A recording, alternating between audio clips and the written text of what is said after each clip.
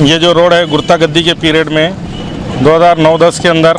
जिस वक्त मसूद अहमद खान साहब, मकबूल सलीम साहब और मेरी अहलिया यहाँ पर कारपोरेटर थे, उस वक्त हमने अशोक चौहान साहब से नुमाइंदगी करके इस रोड को मतलब गुर्ता-गद्दी के अंदर काम कराया था। आप बखूबी जानते हैं कि इस वक्त यहाँ पर काली मिट्टी के अलावा कुछ भी नहीं था और ये डेवलपमेंट होने का नतीजा ये है कि यहाँ की जो आबादी है एकदम बिल्कुल गुंजान आबादी हो चुकी है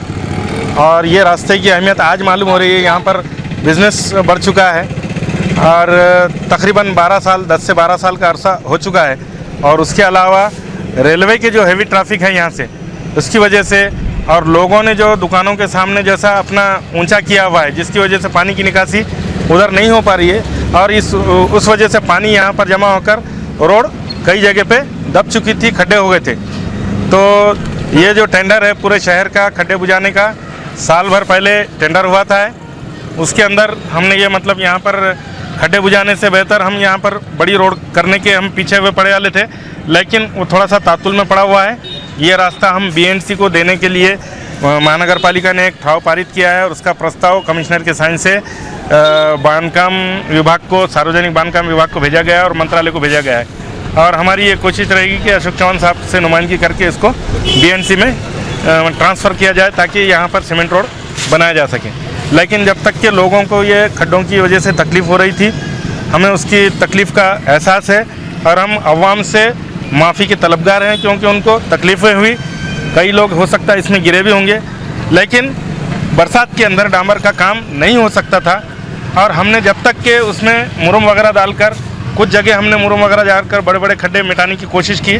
लेकिन जो खड्डे बड़े बड़े थे वो बरसात में और फिर भी मुरम बहकर और जैसे कि जैसे खड्डे हो चुके हैं। तो अब बरसात ख़त्म हो चुकी है और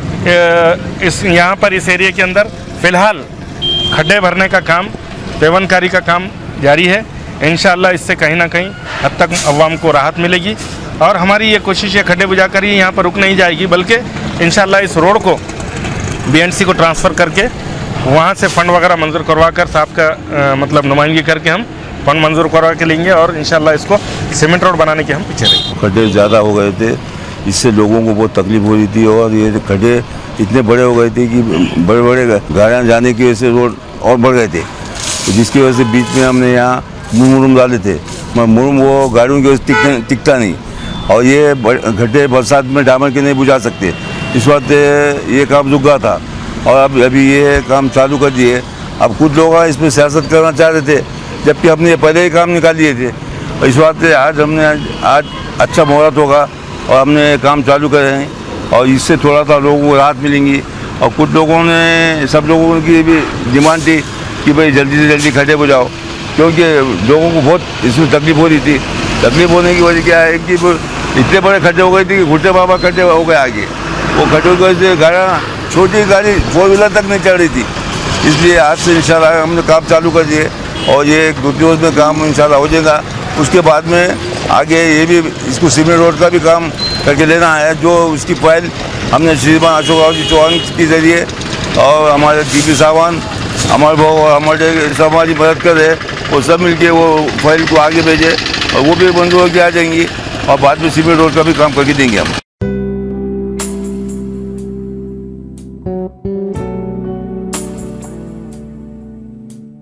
Thank you.